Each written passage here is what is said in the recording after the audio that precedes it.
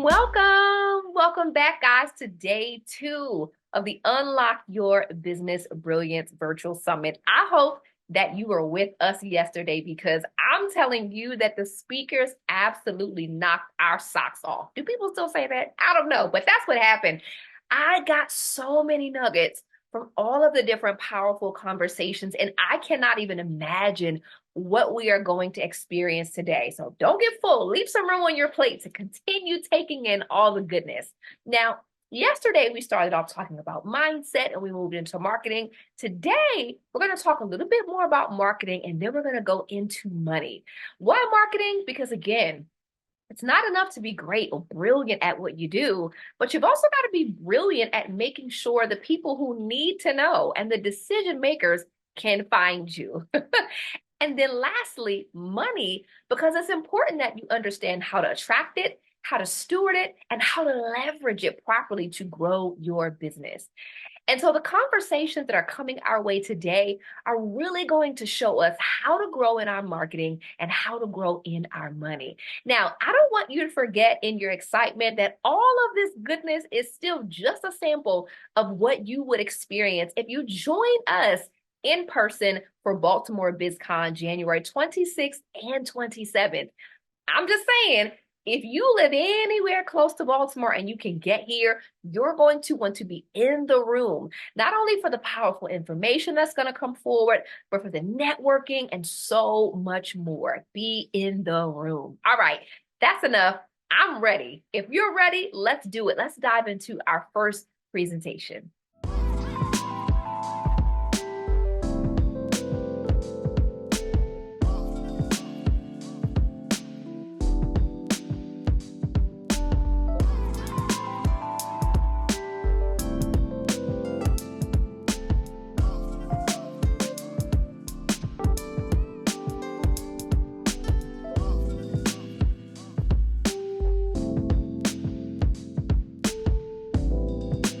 Do you ever feel like you are a boss, a powerhouse? You are at the top of your game. You got the degrees and to match, but yet as an entrepreneur, sometimes you feel like the best kept secret.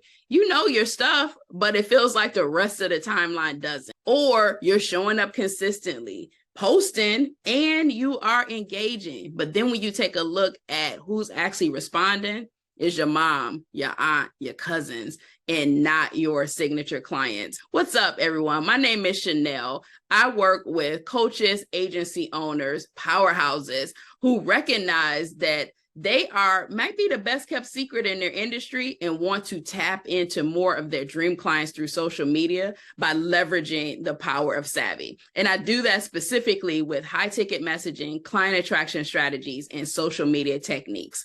So let's dig into how to attract more of your dream signature clients. I'm talking about the clients that light up your calendar. When you see their name, you are excited to get the update. You are excited to talk and coach and advise them. So let's talk about the savvy framework and how you can show up in a better, bolder way on social, more consistently, but in a way that's authentic to you. So let's start with the S in savvy. This is the structure and soul of your business. Structure and soul is how you educate your dream clients, your timeline about what it's like to work with you. What can they expect from your programs? This is an opportunity for you to share testimonials, transformation stories, and it's also an opportunity for you to be able to educate your client on exactly what it's like, a little bit of sneak peek into your programs, your consulting services, so that they can know what to expect. The A in savvy stands for authority, and I want you to stand in it.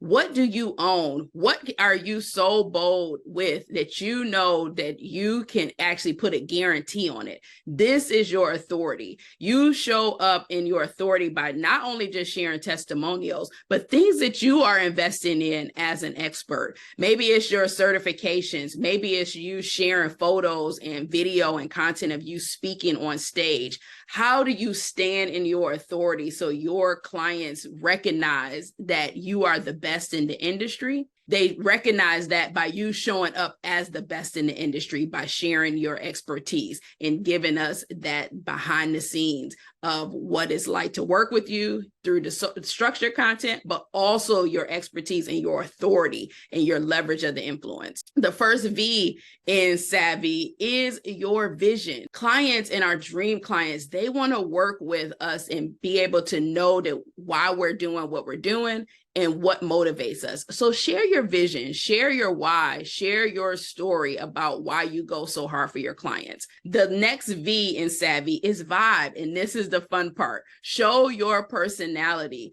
Your clients want to know that you are a real person. So share some stories about what it's like to work with you what do you do on the weekends? What do you do for fun? What do you do to hang out and let loose, but also using your words and your vocabulary. So it shows that you are not just a robot, that you're not just a corporate stiff, but that you are someone who has a personality, is a real person, and someone that they can enjoy and resonate with. And then the last letter in the Savvy framework is why. And this is getting to more yeses in your business. This is specifically getting clients to take that next step with you, whether it's clicking on a link for your upcoming masterclass or your summit. Maybe it is prompting them for engagement. Or it may be the yes is getting on your calendar. Sometimes we get tripped up and think that the yes always means click and pay for something, click and buy. And while that might be the case, yes content gets our clients to take that next step. It's a subtle nudge along the way. So now we have the power of Savvy. You know what the Savvy framework is. I want you to think about your dream client, your signature client. And I want you to think about what problems do you solve for that client? The client that you had last year may be at a different level. They may have different problems that you're looking to solve for them. So I want you to take a step back. Think about your client that you want to work with this year. What problems are you going to solve? What problems are they aware of that they have? Sometimes we go into our expertise and we're like, I'm the authority and this is what I do. This is who I work with, without taking a step back and saying, okay, why does my dream signature client want that? What problems am I solving? So for example, I work with coaches and experts, and although they may recognize that they have inconsistent revenue, they may recognize that all of the work, the client delivery has to come through them. So they're overwhelmed, overworked. What they also might recognize is that they're working with clients that just don't light them up. They may not necessarily relate that. That's a problem that they're aware of, but they may not recognize that the problem that I am aware of is that it's tied to their messaging. It's tied to the types of clients that they attract. So I want you to think about you, your expertise, and what problems are you solving for your dream signature client? And when we talk about signature clients, yes, you can work with a lot of people. You know, as women, we know how to maneuver. We are sometimes the jack of all trades, but what do we want to be known for? And how do we actually create that level of exclusivity in our business? We do that by choosing who we work with, and that's our signature client. And then the last thing that I'll share with you in terms of the power of Savvy. So you have the framework in terms of showing up on social. You now know what problems you're solving for your clients. I want you to think about you. And this is a little bit different than what we normally talk about, because we say, okay, I got the expertise, but we don't think about us. This ties directly into how we show up. And this is your profit persona. Your signature profit persona is how you naturally think, but it's also how you are motivated. Are you motivated by self? Are you motivated by your goals? Are you motivated by your mission and your team? And how you're motivated determines the language that you use on social, and it determines what type of clients are attracted to you. So you have something super powerful here. You have the power of Savvy framework. You know what problems you're solving for your clients. And now you are going to discover your profit persona so that you can and really lean into what makes you the secret sauce that makes clients just be magnetized towards you. So head to firesavvy.net/persona, and FireSavvy is spelled with an Y. In just 7 minutes, you are going to access your profit persona. You're going to discover your secret sauce on what makes clients just resonate with you and get drawn to you like a magnet. But then also I threw in a few bonuses as well, like power words to use in your social media that you can literally start using as soon as today, as well as social media captions, because we want to be active, engaged, and show up like the superstar that we are on social. So have an awesome rest of the day, and I cannot wait to see you online, shining like a star. Okay, maybe you haven't put it in the comment section yet, but something in you is really wondering, what is Baltimore BizCon and why? Like, why should I consider, virtual, I can just pull up on my computer, but why should I even consider coming and being in the room? Well, I'm glad that you asked that question. I'm going to answer this question in the form of a story. And this actually happened not that long ago. And I thought, as it was happening, it was such a reminder of why I created this event. I had the opportunity recently to coach for a national organization with women in business. And it was in person. And at the end of me facilitating my sessions, I did a Q&A. So there was a woman that was sitting on my right. And it was very clear throughout the dialogue that her business was a bit in emergency mode. And so we get to the Q&A and she raises her hand first and she asks a question. And I tell her, listen, this area right here is emergent. Like, this is an emergency. And I really, really think that you need to address this. So I gave her a resource to get started. Well, one of the women across the table, who was being very well-intentioned, said, oh, also go to YouTube and you can check out this. And I said to her, well, that's a great resource, but can I tell you something? At the level of emergency she's in, she actually just needs to go to see a professional. I said, if your roof was leaking everywhere, would you go on YouTube and Google how to stop the leak, or would you call in a professional? And she went, oh yeah, I'd call in a professional. I said, exactly. I said, based on what she has shared today, her business is at that place of emergency. And this is not a DIY, Google, YouTube it. She needs to call in a professional. So the woman over here asked a question, and it was the question. She said, well, how would she know that it was that bad? And you want to know what I told her? You're not going to know on your own. So you don't want me to say that, but that's the truth. You're not going to know on your own. It's like that little nagging pain that you feel, but when you go to the doctor, an expert is able to speak into you and go, oh, here's what's going on. I'm going to give you another perspective on that. Not only someone who's an expert, but also in community, the areas that you cannot see, we call them blind spots, we are able to see. There's something on the middle of my back right now and I can't see it. But if I'm in a circle and I'm surrounded by my sisters, they can tell me what they see. Well, you have blind spots in your business right now. You cannot see them. It doesn't matter what angle and how you turn, you cannot see them, but we can. And so when you situate yourself in community, something that might not seem like a big deal, whether to the positive or to the negative, we can look at it and go, oh, did you know this? This is amazing. Do more of this. Or, hey, if you don't fix that, that's going to be a big, big issue. And that is the reason that I created this event, because I knew that Baltimore women in business needed a space, a safe place to come together, to be nurtured, to be educated, to get resources, to be poured into, and really build the healthy, thriving businesses that we desire and deserve. And there are just some things we're not going to get on alone. And guess what? There are some things we're not going to get virtually. We have to come together in a room and create beautiful, powerful synergy. And that's what this room is.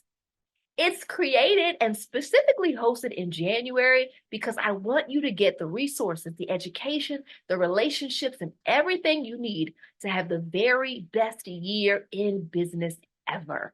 So if you're anywhere near the Baltimore area, I want to implore you to get in this room because I know that something that's going to be said on the stage, somebody in the vendor expo hall, something that's going to be said during the pitch competition you get to watch, something that happens that moment, or even someone you meet just in the hallway is going to change the trajectory of your year in business.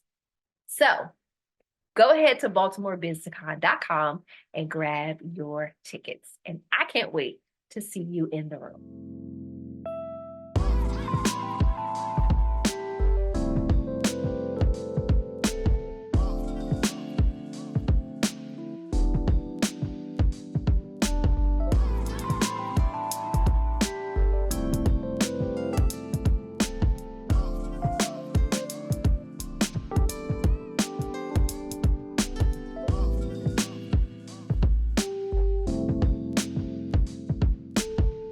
Hi, my name is Chrissy Thornton, and I am extremely excited to speak a little bit about creating financial independence and creating and learning strategies around money and around wealth building.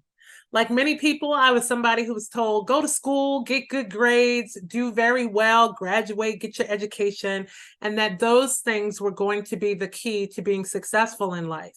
So when I entered the workplace, I was probably like many of you, very disappointed to find out that despite having obtained all of that education, all of that school, I found myself in the field that I had chosen pretty much struggling. I was living paycheck to paycheck, not being able to make ends meet in the traditional way with the jobs that I had. And so at that point, I knew that there must be some other way to create financial independence. What I know now is that a lot of people in the United States are struggling. You see older people having to go back into the workforce to work very low paying, what we would think are menial jobs, because they have not been set up to retire. Because a lot of us have not been taught and have not tapped into wealth building strategies. I heard a mentor say at one point that you set yourself up for your financial future in your 20s. For your 80s. So that means what you do in your 20s, when you're 20 years old, will determine how financially set and independent you can be in your 80s. But unfortunately, a lot of us are not privy to the information. We're not taught about how to establish multiple streams of income, how to become successful investors, and how to grow the money that we already have. It's very much common for us to learn how to make more money by working harder. We're taught very early to exchange more time for money, but not how to grow the money that we already have. So today I'm going to talk a little bit about cash flow quadrants. And you might be asking what qualifies me to do so. I've been a student of Robert Kiyosaki and his Rich Dad platform for some time, and he trains extensively on the quadrants. I'm also someone who has existed in each of the 4 quadrants at some point in my life. I'm somebody who's committed to establishing not just financial independence for my family and my children's children, but to help other people to have access to information about different wealth building strategies, to learn the new rules around how money moves on the earth and how you can access some of that. I feel called to help people change their mindset around entrepreneurship, around building businesses, and around adding streams of income so that each of us can ultimately live more abundantly. Like I mentioned, I went to school right into the workforce, and I found myself in the first quadrant. I found myself in a job. The first quadrant really speaks to having what we call employee mindset. Now, there's absolutely nothing wrong with having a job. I have a job. I currently lead a major nonprofit organization, and I'm very happy with my job because what it provides for me are many of the things that I need: benefits, retirement, income to sustain myself and my household. But when you're in a job, again, what you tend to have is that employee mindset. And that means that people who have employee mindset and only employee mindset tend to be in a situation of comfort. These are people who might not be willing to take a whole lot of risks because you're comfortable. And you've learned the mindset that when you go to work and when you do what they tell you to do, they are going to pay you. But it works also in that when you don't go to work and when you don't show up and when you don't do what they tell you to do, they don't pay you. So while we look toward a job as having stability, most of us do not have stability when a job is our only thing. when it's our only source of income. And that's because most of us are one situation a lot of times from being fired, let go, laid off. We're one illness from being able to not perform the duties of the job anymore. So while there's nothing wrong with having a job, and obviously most of us do, because most of us need jobs to sustain ourselves, when you look at how cash flows and how to build wealth, typically when all you have is a job and that's your sole stream of income, you cannot build wealth that way. Again, nothing wrong with having a job. That's the first quadrant that most people find themselves in, but that's certainly not the only opportunity we have to create financial independence. The second quadrant that we're going to talk about is all about self-employment. And most people get really excited about the opportunity to become self-employed. I know I did. I was one of those people who didn't want to work for the man anymore. I didn't want anyone necessarily telling me when to have lunch and when to come in and when to go home, when to go to the bathroom. I had a mindset at that time that if I could only just be self-employed, that I could not only create time freedom, but that I could become wealthy. Again, nothing is wrong with self-employment. A lot of people do that, but what you may find when you're self-employed is that you tend to be completely responsible for almost everything. I think of it as me, me, me. That means when you're self-employed, in most cases, everything starts and finishes with you.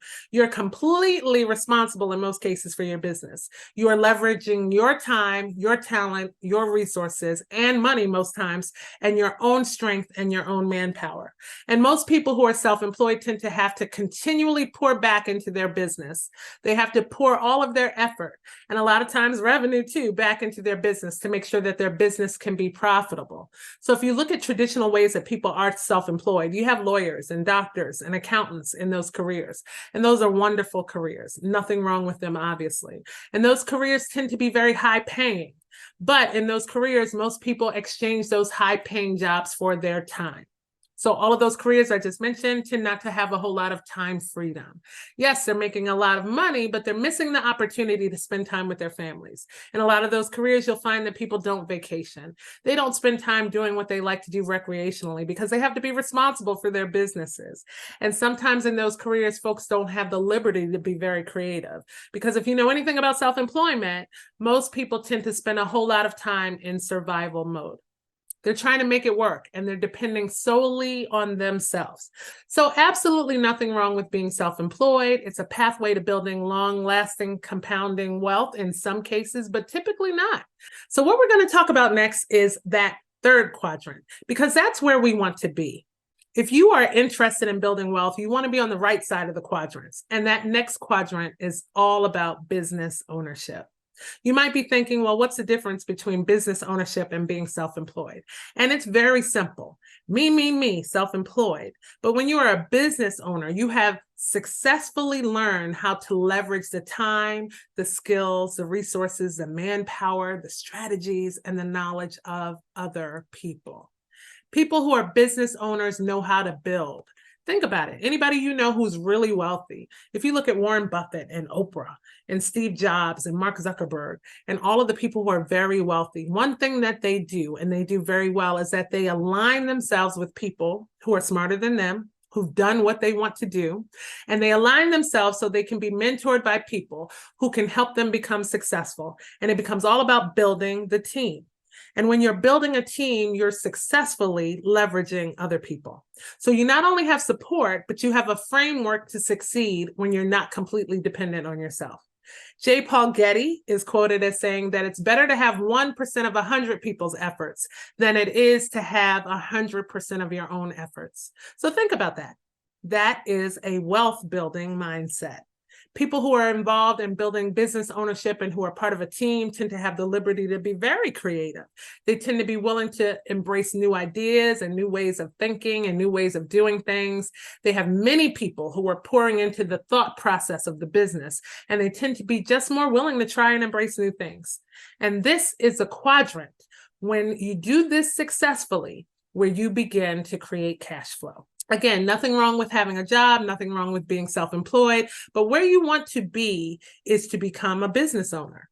In the United States, inflation was almost 8% last year in 2022. So if on your job, you are not increasing what you make annually at that same rate, or in your self-employment at that same rate, then eventually you're not going to be able to keep up. This is why you must embrace information and strategies that will help you establish multiple streams of income. You have to be willing to embrace strategies that will help you create cash flow. And why do we want to create cash flow? And what do the wealthy do? Understand that entrepreneurs and wealthy people don't work for money. They work for assets. How many people have said to their children, and I know I have done it so many times, or you've had it said to you, little Johnny, little Sally, when mommy gets paid, we'll be able to do this or that or the other. What that does is creates an early mindset around money. That number one, you have to wait until a job, maybe if it's every 2 weeks, every month, whatever your cycle is, you have to wait until you get paid in order to do the things that you want to do and need to do in life. That creates a financial mindset for your children. Why do we have to wait 2 weeks to get paid when money moves on the earth every single day? Money moves in all kinds of ways. There's access to earning and to building wealth every single day when you are a business owner. We're creating cash flow for the purpose of having cash flow to be able to become investors. And that is the fourth quadrant. So what are some of the things that we want to be able to invest in? We definitely want to invest in real estate. What are some other things that people invest in? People invest in gold and silver and oil wells. Yes, oil wells. This is what wealthy people do. They invest in things that compound.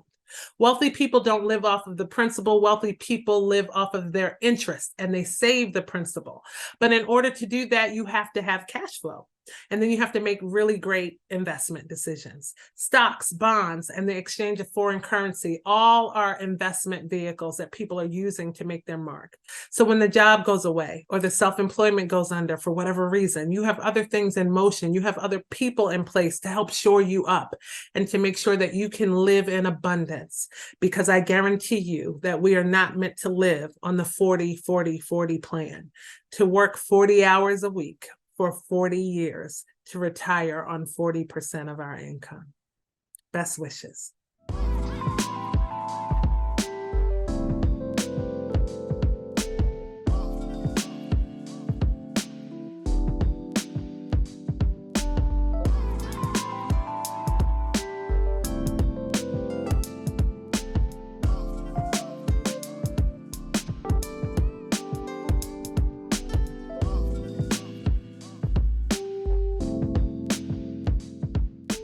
Hello, welcome to Accessing Capital as a Woman Entrepreneur. My name is Lyndsae Peele. I am the Chief Wealth Officer at Kingdom Vision Consulting, where we focus on personal and business financial literacy for entrepreneurs of color. Today, we are going to teach you how to access capital, what types of capital are available to you and your business, and what are some things you should expect to know from your lender. The first step to making sure that we can secure the capital that we need to grow our businesses is to make sure that you are intentional about your personal credit worthiness.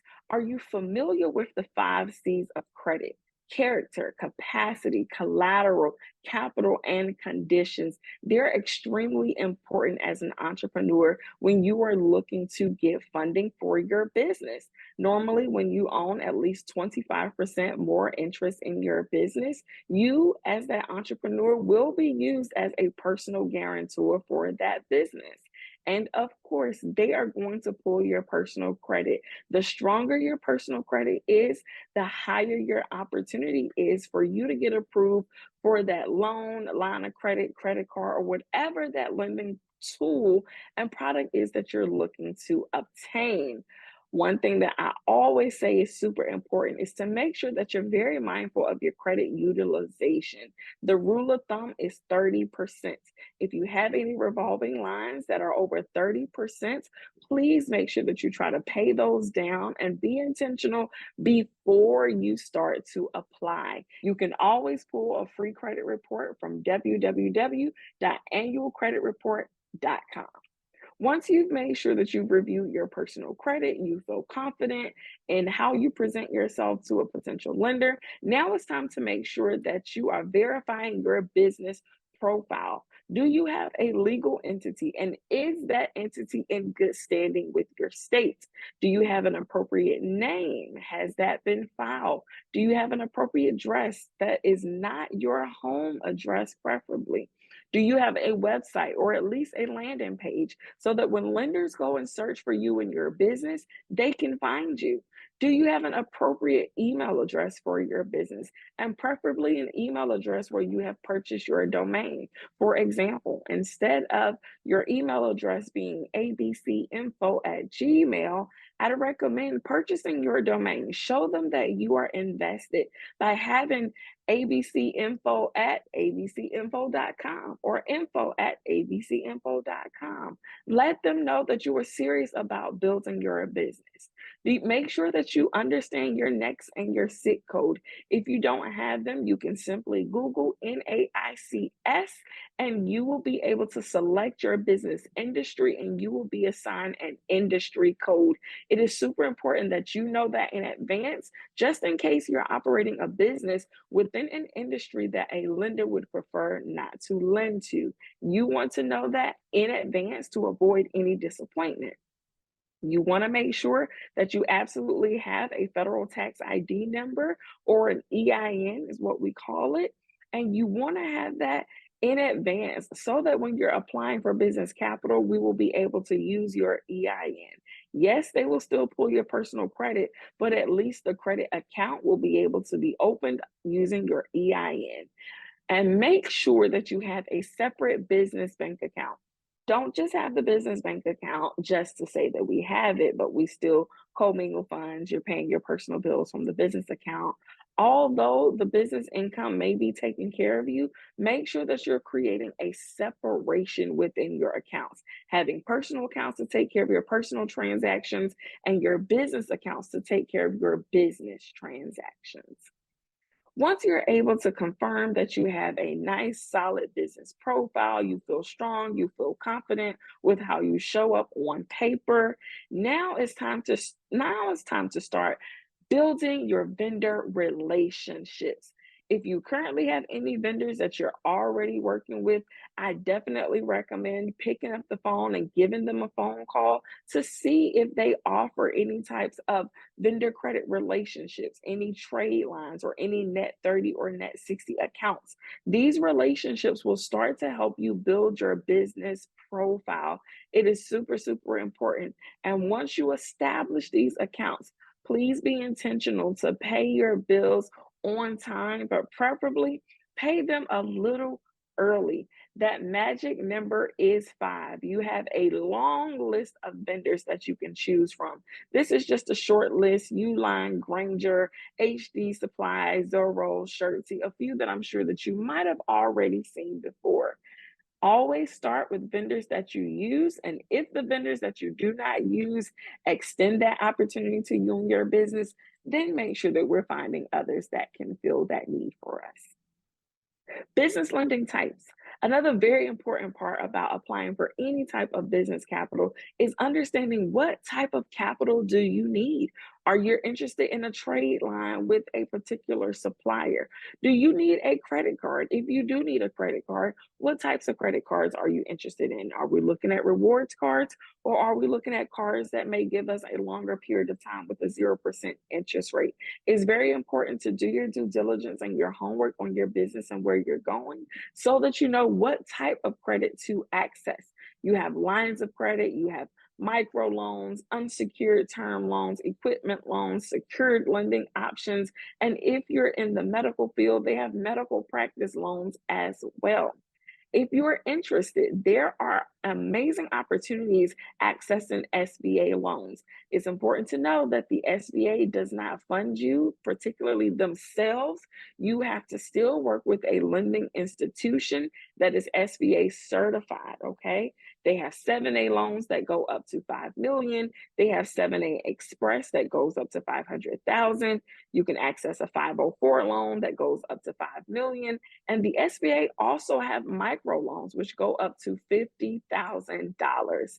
If working with a traditional financial institution is not the best for you right now in your business in this particular stage of your life cycle, I definitely recommend looking into some alternative lending options. My favorite would be community development financial institutions, or what we call CDFIs.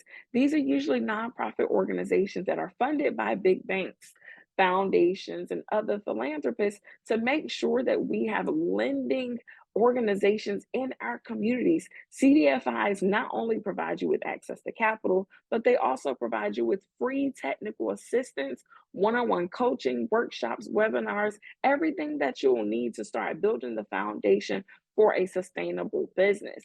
You can also access fintech firms. These are financial technology organizations where usually everything is done mostly online. You have crowd lending organizations such as Kiva, Kickstarter, that can also help you fund your business. A lot of times your alternative lending options, their restrictions are a little bit lighter than your typical banking organizations. It's very important to understand what types of lending products are out there, but also the types of lenders that are available to you. Most people may ask, well, Lyndsae, what can I use this funding for? There are a number of reasons and purposes for you to use capital.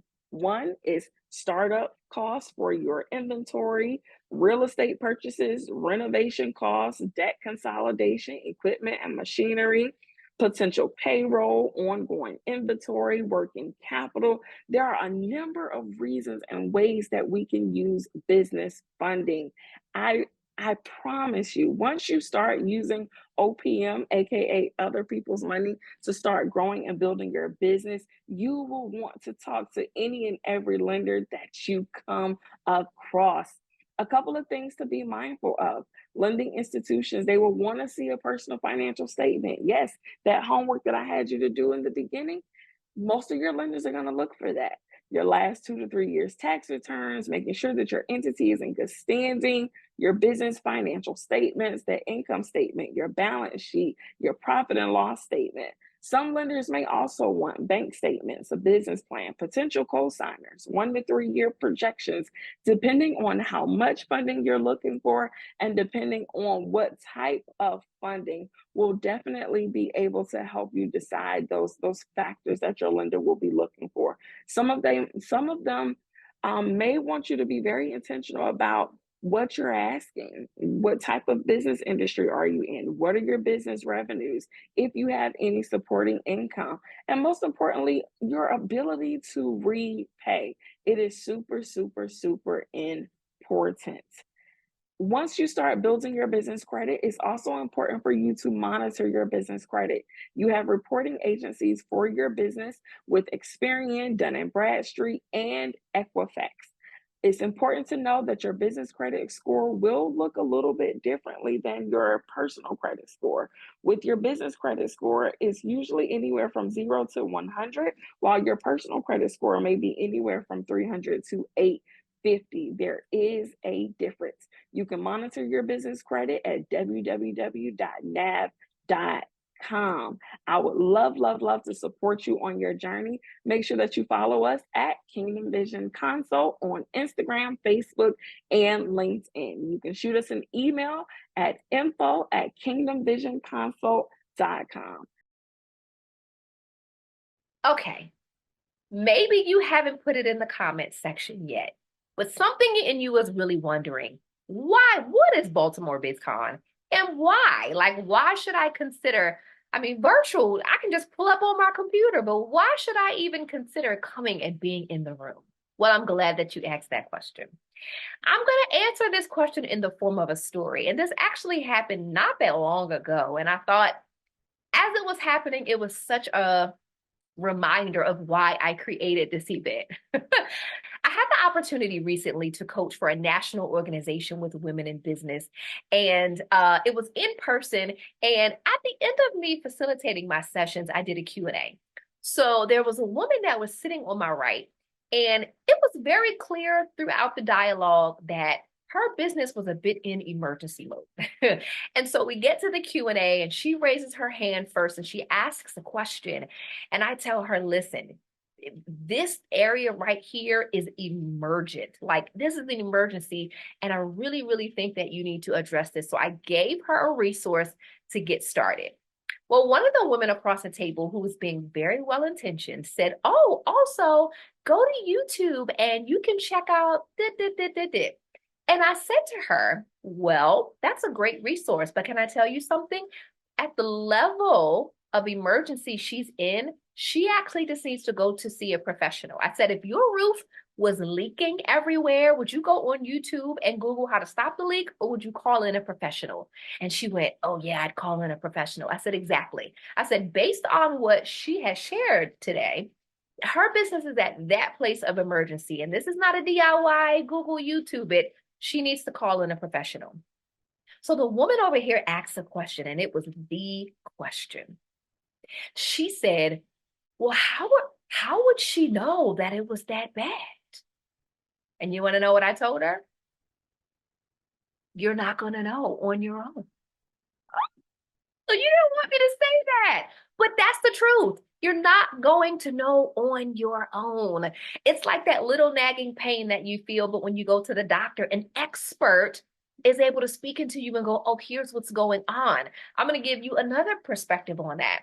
Not only someone who's an expert, but also in community, the areas that you cannot see, we call them blind spots, we are able to see. There's something on the middle of my back right now and I can't see it.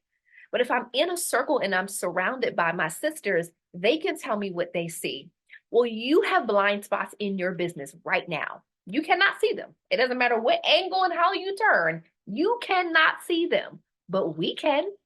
And so when you situate yourself in community, something that might not seem like a big deal, whether to the positive or to the negative, we can look at it and go, oh, did you know this is amazing. Do more of this. Or hey, if you don't fix that, that's going to be a big, big issue. And that is the reason that I created this event, because I knew that Baltimore women in business needed a space, a safe place to come together, to be nurtured, to be educated, to get resources, to be poured into, and really build the healthy, thriving businesses that we desire and deserve. And there are just some things we're not going to get on alone. And guess what? There are some things we're not going to get virtually. We have to come together in a room and create beautiful, powerful synergy. And that's what this room is. It's created and specifically hosted in January because I want you to get the resources, the education, the relationships, and everything you need to have the very best year in business ever. So if you're anywhere near the Baltimore area, I want to implore you to get in this room, because I know that something that's going to be said on the stage, somebody in the vendor expo hall, something that's going to be said during the pitch competition you get to watch, something that happens that moment, or even someone you meet just in the hallway is going to change the trajectory of your year in business. So go ahead to BaltimoreBusinessCon.com and grab your tickets. And I can't wait to see you in the room.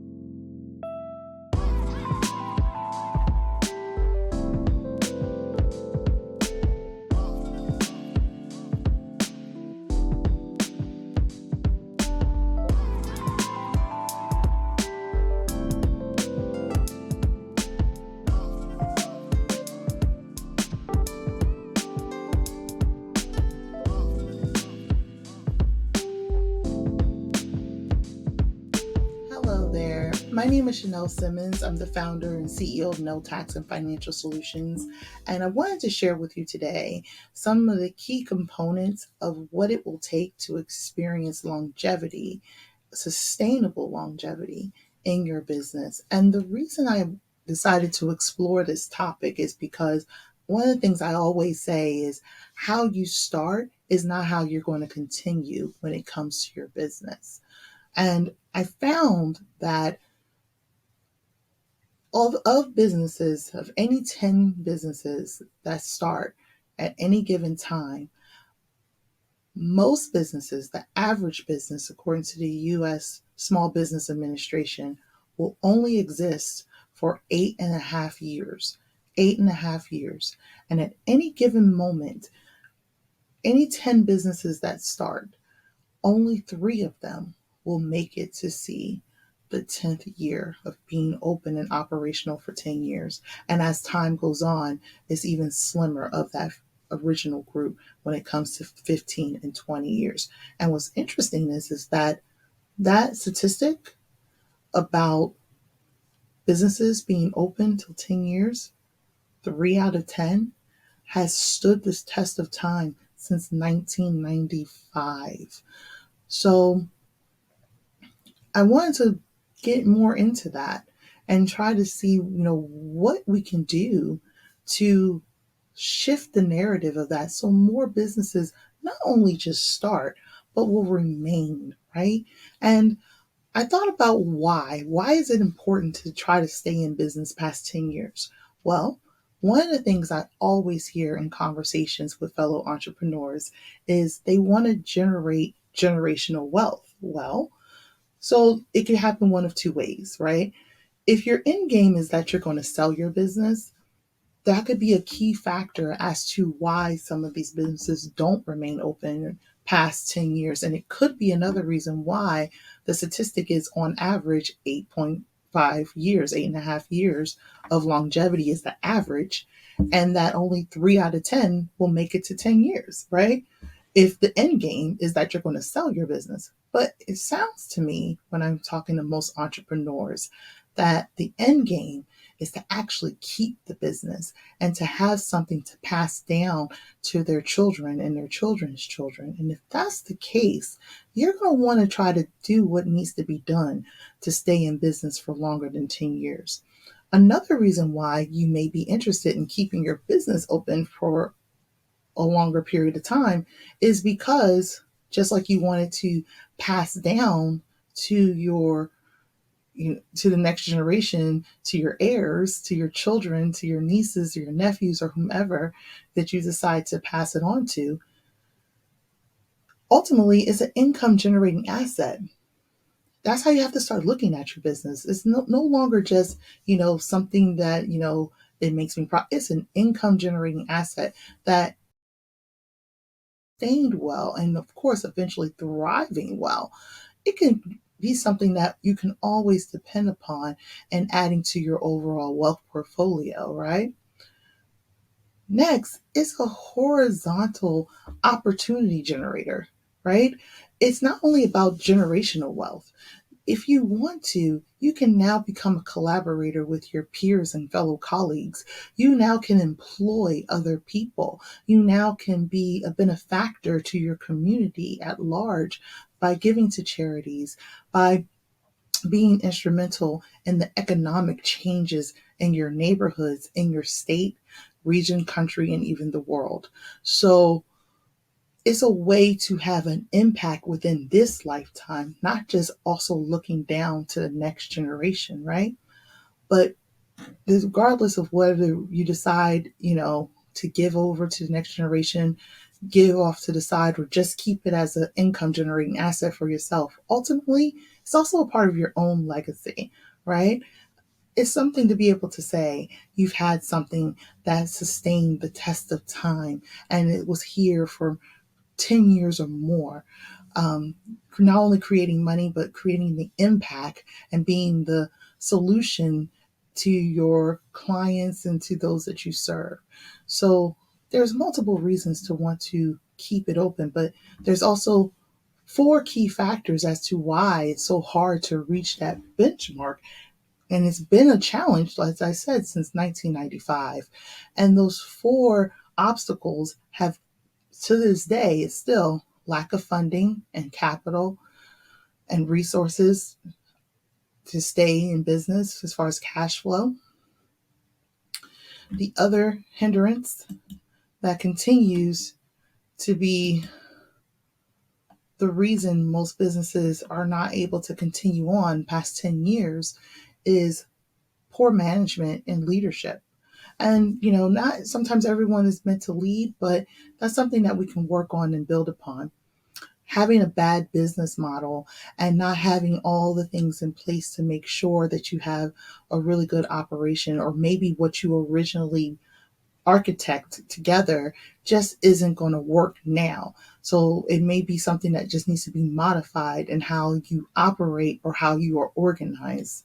And lastly, unsuccessful marketing. You could have marketing in place, but if it's not something that's resonating with those who are willing to buy and the stakeholders of what it is that you've put together, then it's literally throwing spaghetti at the wall.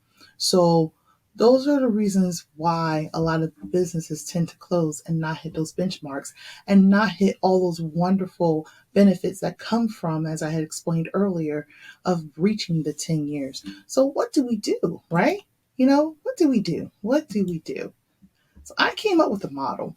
It's based off of the acronyms of the business name. It's called the NTFS model. And basically, I believe that in order to be able to continue in business, a business must have number knowledge. It must know its timeless truth. It must have fundamental foundations in place, and it must have a sustainability squad.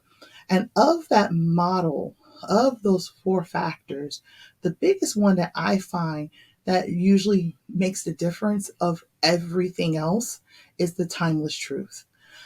I'm usually not a fan of knowing your why. Your why tends to change from time to time.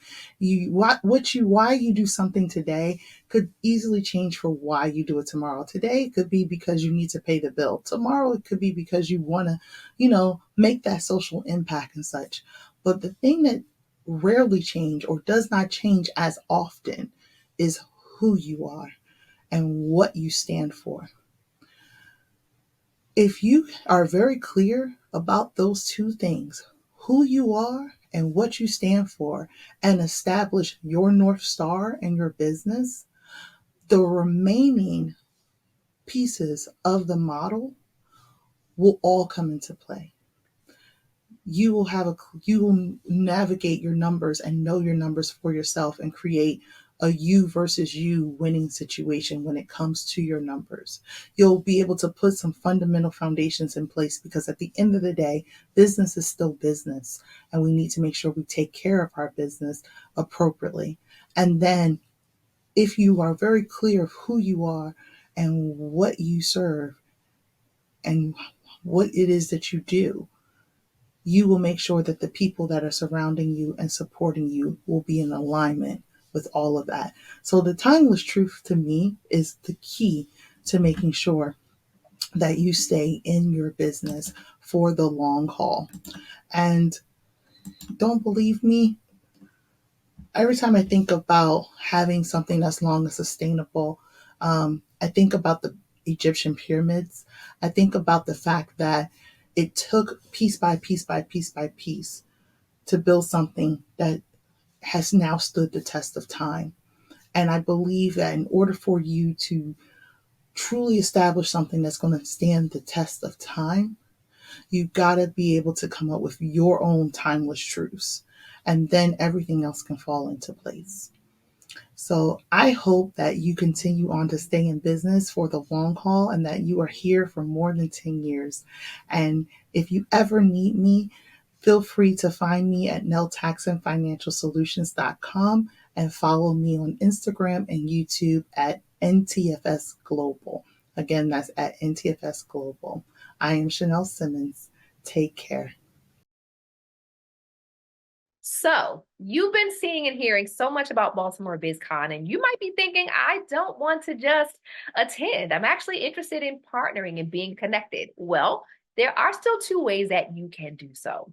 We do still have some limited sponsor spaces available. And so if you'd like to really benefit from all of the exposure in the room and the media and all of the buzz that we're creating with Baltimore BizCon, you can go to the website and fill in the opt-in form for sponsorship, and someone from our team will respond back to you within 24 hours. You may also be interested in a table at the Vendor Expo. And there are a few tables available, right? So you can go to our website and fill in the form to apply. We are reviewing just to make sure that we don't have too many in one category and that we have the right types of companies that we know will truly benefit from being in the room. Once you fill out the form, you will receive information back and be given the opportunity to secure your vendor space. If you have any questions at all, you can simply fill out the form and one person from our team will get back to you. And we're excited and want to thank you in advance for wanting to partner and connect with Baltimore BizCon.